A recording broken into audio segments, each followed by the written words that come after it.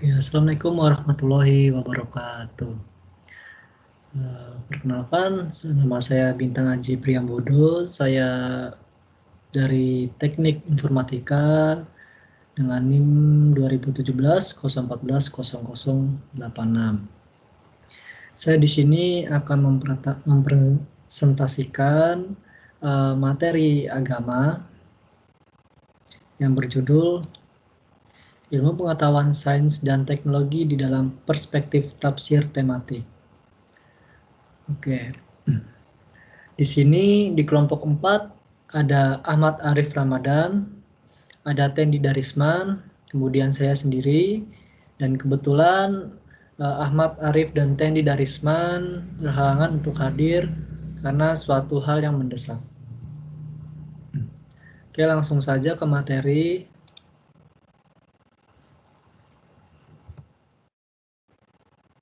Definisi sains dan teknologi. Definisi sains, kata sains berasal dari bahasa Latin, scientia, yang berarti pengetahuan. Definisi dari sains adalah pengetahuan yang diperoleh melalui pembelajaran dan pembuktian, atau pengetahuan yang dilengkapi suatu kebenaran umum dari hukum-hukum alam yang terjadi, misalnya, didapatkan dan dibuktikan melalui metode ilmiah. Kemudian, definisi teknologi.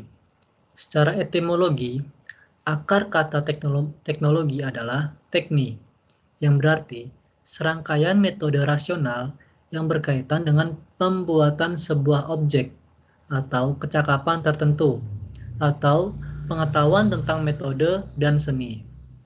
Secara umum, teknologi dapat didefinisikan sebagai entitas, benda maupun tak benda yang diciptakan secara terpadu melalui perbuatan dan pemikiran untuk mencapai suatu nilai. Definisi teknologi dapat dipandang sebagai kegiatan yang membentuk atau mengubah kebudayaan. Selain itu, teknologi adalah terapan matematika, sains, dan berbagai seni untuk faedah kehidupan seperti yang dikenal saat ini. Kemudian, sains dan teknologi menurut Islam dan Barat. Sains dan teknologi menurut Islam, yaitu pandangan Islam terhadap sains dan teknologi adalah bahwa Islam tidak pernah mengekang umatnya untuk maju dan modern. Justru, Islam sangat mendukung umatnya untuk melakukan penelitian dan bereksperimen dalam hal apapun, termasuk sains dan teknologi. Bagi Islam, sains dan teknologi adalah termasuk ayat-ayat Allah yang perlu digali dan dicari keberadaannya. Ayat-ayat Allah yang tersebar di alam semesta ini merupakan anugerah bagi manusia sebagai khalifatullah di bumi untuk diolah dan dimanfaatkan dengan sebaik-baiknya. Kemudian, sains dan teknologi menurut Barat. Sains dan teknologi menurut Barat adalah sistem pengetahuan yang bertumpu pada hukum-hukum tertentu yang telah ditetapkan melalui penerapan metode ilmiah terhadap fenomena di dunia sekitar kita. Proses metode ilmiah diawali dengan observasi dilanjutkan dengan prediksi atau hipotesis yang kemudian diuji. Ayat-ayat dan hadis yang menerangkan tentang sains dan teknologi. Biologi dalam Al-Quran, yaitu dalam biologi dijelaskan bahwa sebenarnya embrio dalam rahim mengalami 3 fase perkembangan yang disebut dengan fase formula, blastula, gastrula. Perhatikan juga Quran surat 23 ayat 12-14 yang berbicara secara cukup detail mengenai proses penciptaan manusia. Dan sesungguhnya kami telah menciptakan manusia dari suatu saripati, berasal dari tanah, kemudian kami jadikan saripati itu air mani, yang disimpan dalam tempat yang kokoh, yaitu rahim. Kemudian, air mani itu kami jadikan segumpal darah.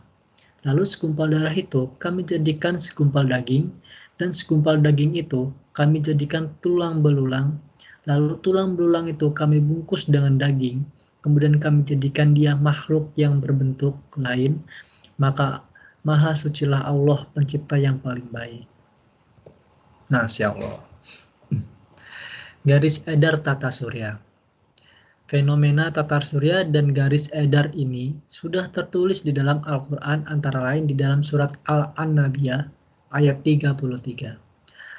Allah Subhanahu wa Ta'ala berfirman, "Dan dialah yang telah menciptakan malam dan siang, matahari dan bulan, masing-masing beredar pada garis edarnya."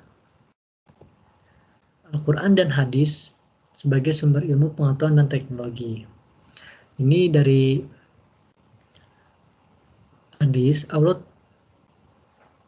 ini dari Al-Quran, masih dalam Al-Quran. Allah telah meletakkan garis-garis besar sains dan ilmu pengetahuan dalam Al-Quran. Manusia hanya tinggal menggali, mengembangkan konsep dan teori yang sudah ada. Antara lain sebagaimana terdapat dalam Quran surat Ar-Rahman ayat 33, seperti, "Hai jamaah jin dan manusia, jika kamu sanggup menembus atau melintasi penjuru langit dan bumi, maka lintasilah, kamu tidak dapat menembusnya kecuali dengan kekuatan." Subhanallah. Al-Quran dalam kitab induk rujukan utama bagi segala rujukan, sumber dari segala sumber, basis bagi segala sains dan ilmu pengetahuan. Al-Quran adalah buku induk ilmu pengetahuan, di mana tidak ada satu perkara apapun yang terlewatkan. Semuanya telah diatur di dalamnya, baik yang berhubungan dengan Allah, hablum minallah, sama manusia, hablum minannas, atau alam, lingkungan, ilmu akidah, ilmu sosial, ilmu alam, ilmu empiris, ilmu agama umum, dan sebagainya. Dalam Quran surat Al-An'am ayat 38. Jadi di dalam Al-Quran, semua yang berhubungan dengan kehidupan kita itu sudah tertera di sana. Kita hanya cukup menggalinya dari Al-Quran, karena dari situlah sumber. Maka dari situ Al-Quran disebut sebagai pedoman makhluk hidup atau umat Islam. Oke.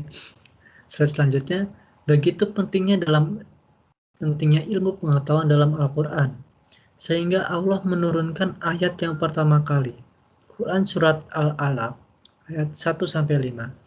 "Bacalah dengan menyebut nama Tuhanmu yang menciptakan. Dia telah menciptakan manusia dari segumpal darah. Bacalah, dan Tuhanmu lah yang maha pemurah yang mengajar manusia dengan perantara kalam. Dia mengajar kepada manusia apa yang tidak diketahui." Jadi dalam surat ini Allah itu mengajarkan kita melalui kalam itu Al-Quran itu. Jadi Allah mengajari kita apa yang tadinya kita tidak tahu gitu. Dan di sini dijelaskan dia mengajarkan kepada manusia apa yang tidak diketahuinya. Dulu kita dari zaman purba sampai zaman sekarang dengan kecanggihan teknologi, itu kebanyakan ilmuwan Islam dahulu itu dia menggali dari Al-Quran. Jadi begitu. Subhanallah. Oke, terima kasih. Sekian presentasi dari kelompok kami. Mohon maaf karena anggota kami tidak lengkap karena suatu hal. Kurang lebihnya mohon maaf. Jika ada salah kata, kami mohon maaf. Assalamualaikum warahmatullahi wabarakatuh.